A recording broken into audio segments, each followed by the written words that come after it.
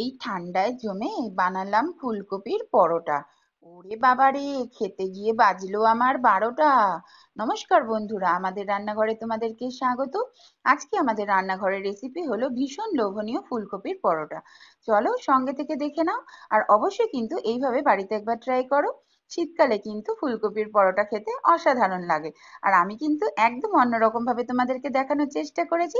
অবশ্যই কিন্তু একটা স্পেশাল মশলাও আছে, পুরো ভিডিওটা যদি না দেখো, স্কিপ করলে কিন্তু স্পেশাল মশলাটা জানতে পারবে না। আর আমার মতন সুস্বাদু পরোটাও তৈরি করে খেতে পারবে না। চলো একসঙ্গে বসে খেয়ে নিই সবাই মিলে। আজ তোমাদের একটা লোভনীয় স্বাদের ফুলকপির পরোটা করে দেখাবো। শীতকালে ফুলকপির পরোটা খেতে আমরা সকলেই কিন্তু ভীষণ ভালোবাসি। দেখো, তার জন্য আমি দুটো ফ্রেশ কপি নিয়ে নিয়েছি, আর এখানে ধনেপাতা নিয়ে নিয়েছি। একটা পাত্রের মধ্যে প্রথমেই আমি ময়দা নিয়ে নিচ্ছি। তোমরা চাইলে আটাও ব্যবহার করতে পারো। আটা দিয়েও যা টেস্ট লাগবে, ময়দা দিয়েও তাই একই স্বাদ লাগবে। অনেকে তো ময়দা খাও না, তাই তাদের জন্য আটা দিয়ে তারা করতে পারো। আমি ময়দা দিয়েই করছি।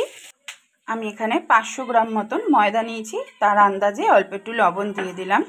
হাফ চা চামচ জোয়ানটা নিয়ে নিলাম, জোয়ানটা হাতে একটু ক্র্যাশ করে দিচ্ছি, স্মেলটাও ভালো হবে। প্লাস কারোর যদি গ্যাসের প্রবলেম থাকে তো জোয়ান খেলে তো হজম হয়ে যায়, গ্যাসের আর কোনো সমস্যা কিন্তু থাকবে না। তোমরাও একটুখানি জোয়ান ব্যবহার করবে, দেখবে খেতেও ভালো লাগবে, আর গ্যাসের প্রবলেমটাও কিন্তু হবে না। 1 চা চামচ মতন সাদা তেল দিয়ে দিলাম ময়ামের জন্য। খুব ভালো করে ময়ামটা করে নিচ্ছি। ময়ামের জন্য যদি তেল পরে লাগে তো আমি আরেকটু ব্যবহার করব। ময়ামের জন্য তেলটা একটু কম হচ্ছিল, আরও 1 টেবিল চামচ মতন সাদা তেল দিয়ে দিলাম। ময়ামটা যত ভালো হবে পরোটাগুলো কিন্তু ততটাই সফট হবে। খুব ভালো করে আগে ময়ামটা করে নিতে হবে, তারপরে অল্প অল্প করে জল ব্যবহার করে একটা ডো বানিয়ে নেব। আমি একটা পাত্রের মধ্যে ঈষৎ উষ্ণ জল করে নিয়েছিলাম, কারণ হালকা গরম জল ব্যবহার করলে পরোটাগুলো কিন্তু খুব সফট হয়। তোমরা চাইলে নর্মাল জলও ব্যবহার করতে পারো, কিন্তু একটু গরম জল করে নিলে কি হয়, ময়দাটা খুব সফট হয়, পরে যখন পরোটাগুলো খাবো খেতে খুব ভালো হবে। ডোটা দেখো রেডি হয়ে গেছে। এমনিতেই শীতকাল, টানের দিন, আর ময়দা মেখে রেস্টে রাখার জন্য তো একটুখানি আবার সাদা তেল ব্যবহার করতেই লাগে। হাতে করে অল্প সাদা তেল নিয়ে মাখিয়ে আমি আধা ঘন্টা মতন একটু ঢাকা চাপা দিয়ে রেস্টে রাখবো। কপির পাতা ডাটা সব কিন্তু কেটে পরিষ্কার করে নিয়েছি। এবার কপিগুলো দেখো এইভাবে ফুলগুলো ধরে ধরে কেটে নিচ্ছি। কপিটা কাটতে কাটতে একটা পাত্রে আমি গরম জল বসালাম, কারণ কপিগুলো একটু ভাপ দিয়ে নেব। দুটো কপি কিন্তু দেখো আমি একটু বড় বড় করেই রেখেছি। জলটা মিডিয়াম গরম হয়ে গেছে, এবার কপির টুকরোগুলো দিয়ে দিচ্ছি জলের মধ্যে। জাস্ট একটু ভাপ দিয়ে নেব, কোনো সেদ্ধ করব না কিন্তু। কপির যে একটা গ্যাস থাকে না, অনেকের তো গ্যাসও হয় ফুলকপিতে, প্লাস একটা দেখবে কপিতে গ্যাস থাকে হালকা, সেটা জাস্ট কাটিয়ে নেওয়ার জন্যই জাস্ট 1 থেকে 1.5 মিনিট মতন ভাপ দিয়ে নেব।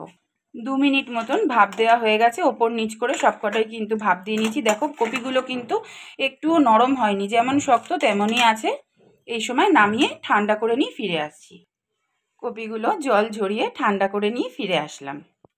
এবার কপিগুলো একটা গ্রেটার দিয়ে গ্রেট করে নেব। শুধু কপির ফুল ঠিক যতটুকু আছে অতটুকুই কিন্তু নেব আমরা, ডাঁটিটা পুরোটাই কিন্তু ফেলে দেব। এইভাবে কিন্তু কপির পরোটা করলে ভীষণ ভালো লাগে। আর এখন যেহেতু শীতকাল, শীতকাল মানেই দেখবে একটু পরোটা জাতীয় জিনিস কিন্তু খেতে ভালো লাগে। আর শীতকালীন এই দেখো ঠিক এই জায়গাটা ফেলে দিচ্ছি আমি। আর শীতকালীন নানান রকম সবজির কিন্তু পরোটাগুলো খেতে খুব ভালো লাগে, যেমন ফুলকপি, মূলো, ধনেপাতা, মেথি শাকের পরোটা। আমিও তোমাদেরকে দেখাবো আস্তে আস্তে এক এক করে। আজকে ফুলকপির পরোটা করছি। এইভাবে তোমরা সবাই নিশ্চয়ই বাড়িতে ফুলকপির পরোটা খাও, কিন্তু এক একজন তো এক এক রকম প্রসেসে খাও। আমি যেভাবে খাই সেভাবেই তোমাদেরকে করে দেখাচ্ছি। সবটুকু কপি দেখো গ্রেট করা হয়ে গেছে। কপির মধ্যে যে এবার এক্সট্রা জল আছে সেটা হাত দিয়ে একটু চিপে চিপে এক্সট্রা জলটা বের করে দেবো। দেখো কতটা তাও জল পড়ছে। জল ঝরানোর পরেও কিন্তু কপির ফুলের মধ্যে কতটা জল রয়েছে। হাত দিয়ে প্রেস করে করে এভাবে জলটা আমি বের করে নিয়ে ফিরে আসছি। দেখো কতটা এক্সট্রা জল বেরিয়েছে। একদম শুকনো করে নিয়ে কিন্তু একটা পাত্রের মধ্যে রেখে দিয়েছি। ফুলকপির পরোটা বানানোর জন্য একটা ভাজা মশলা তৈরি করে নিচ্ছি।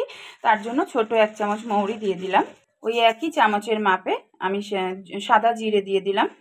1 চামচ জোয়ান দিয়ে দিলাম। জোয়ানটা আমি ময়দায় ব্যবহার করেছি। আর এই 3টে মশলা এখন আমি শুকনো খোলায় খুব ভালো করে ভেজে নেব, নিয়ে ঠান্ডা করে গুঁড়ো করে নেব। এটা পুরে ব্যবহার করব।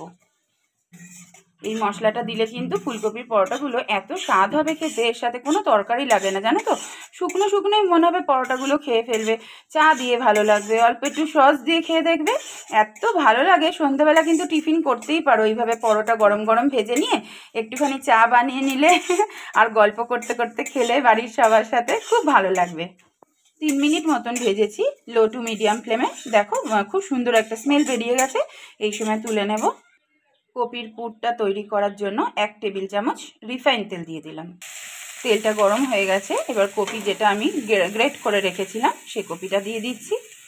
জলটা আমি আগে নিগড়ে নিয়েছিলাম বলে দেখো কপিটা কতটা ড্রাই হয়ে গেছে, না হলে কড়াইতে এমন ছ্যাঁতছ্যাঁত করে জল ছাড়তো না, এই পুরটা বানাতে আমার অনেকটা টাইম লেগে যেত। আর এখন যে ড্রাই হয়ে গেছে পুরটা তৈরি করতে আমার ভীষণ সুবিধা হবে।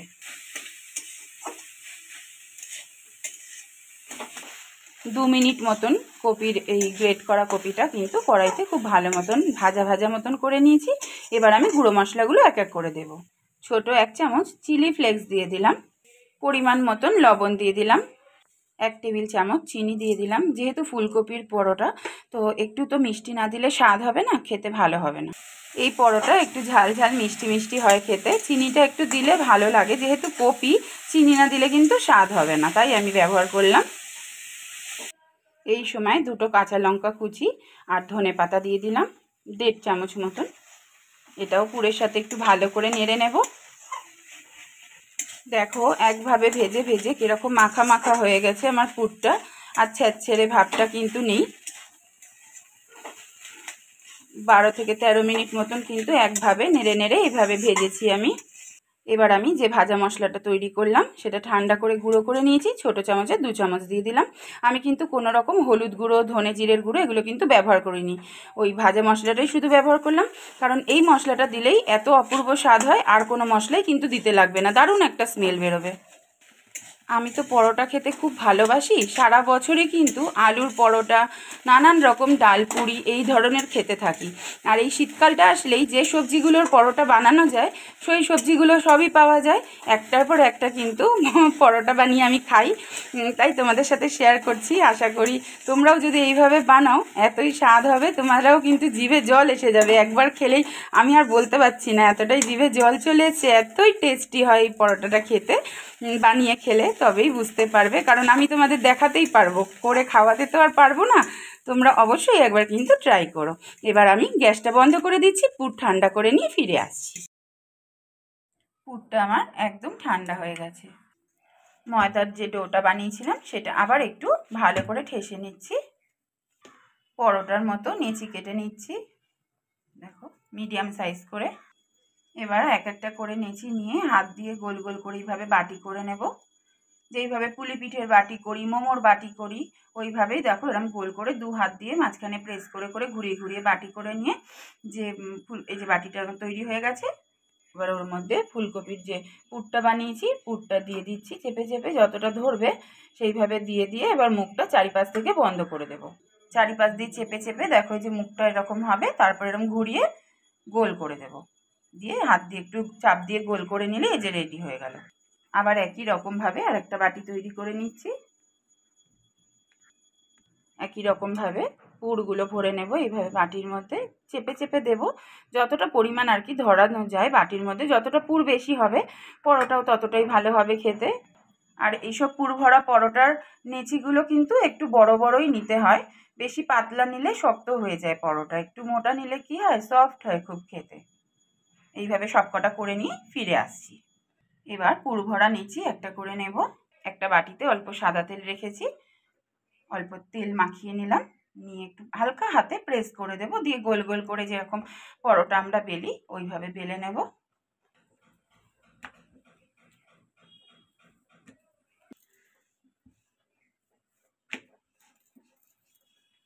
এইভাবে গোল করে বেলে নিয়েছি।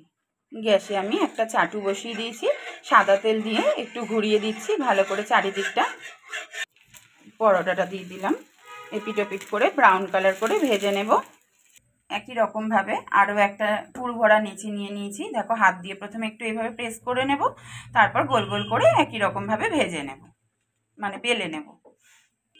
এতক্ষণ পর্যন্ত যারা ধৈর্য ধরে আমাদের রান্নাঘরে আমার সাথে আছো, আমার ভিডিওটা ওয়াচ করছো, অবশ্যই কিন্তু একটা লাইক দিও, ছোট্ট একটা কমেন্টে জানিও কেমন লাগলো আমাদের আজকের ভিডিও। যদি ভালো লাগে অবশ্যই আমাদের পাশে থেকো। এই পরোটাটাও আমার রেডি হয়ে গেছে, একই রকমভাবে সবকটা এইভাবে বেলে নেব।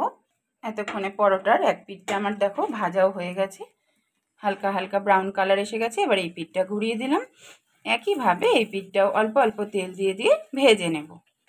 এবার অল্প অল্প করে সাদা তেল দিয়ে দিয়ে এপিট করে ভেজে নেব। চাটুটা যেহেতু একদম শুকনো ছিল তাই কিন্তু প্রথমে আমি অল্প তেল একটু ঘুরিয়ে নিয়েছিলাম চাটুর গায়ে। প্রত্যেকটা পরোটাই কিন্তু শুকনো আগে খুব ভালো করে এপিট করে ভেজে নিতে হবে, তারপর অল্প অল্প করে সাদা তেল ব্যবহার করে ব্রাউন কালার করে ভেজে নেব। পরোটাটা আমার ভাজা হয়ে গেছে, দেখো খুব সুন্দরভাবে ব্রাউন কালার চলে এসেছে। এই অবস্থায় তুলে নেব। এইবার কিন্তু আর তেল ব্যবহার করলাম না, ওই চাটুর ওপরেই আবার একটা পুর ভরা পরোটা দিয়ে দিলাম। শুকনো অবস্থায় ভালো করে এপিট করে আগে সেঁকে নেব। দেখো শুকনো শুকনো কিন্তু ভেজে নিয়েছি, এখন অবধি তেল ব্যবহার করিনি, কতটা ফুলে উঠেছে। ময়দা মাখাটা এতটাই ভালো হয়েছে আমার যে একদম পরোটাগুলো খুব সুন্দরভাবে রুটির মতন কিন্তু চাটুতে ফুলে উঠছে। এবার আমি অল্প অল্প সাদা তেল ব্যবহার করে ভেজে নেব পরোটার মতো।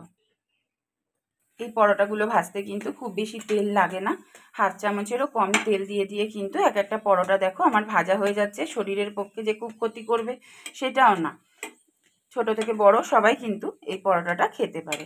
এইভাবে আমি একই রকমভাবে সব কটা পরোটা ভেজে নিয়ে ফিরে আসছি। ফুলকপির পরোটাগুলো আমাদের তৈরি হয়ে গেছে। আজকের রেসিপিটা তাহলে এখানেই শেষ করছি। আশা করি তোমাদের খুব ভালো লেগেছে। যদি ভালো লাগে ছোট্ট একটা কমেন্ট করো, একটা লাইক দিতে কেউ ভুলো না। আর যারা নতুন এসেছো আজকে আমাদের রান্নাঘরে আমাদের রেসিপি দেখতে, অবশ্যই আমাদের চ্যানেলটা সাবস্ক্রাইব করে আমাদের পাশে থেকো। আজ তাহলে আসি, খুব শিগগিরই আবার অন্য একটা রেসিপি নিয়ে তোমাদের সাথে দেখা হচ্ছে। ততক্ষণ সবাই খুব ভালো থেকো, সুস্থ থেকো।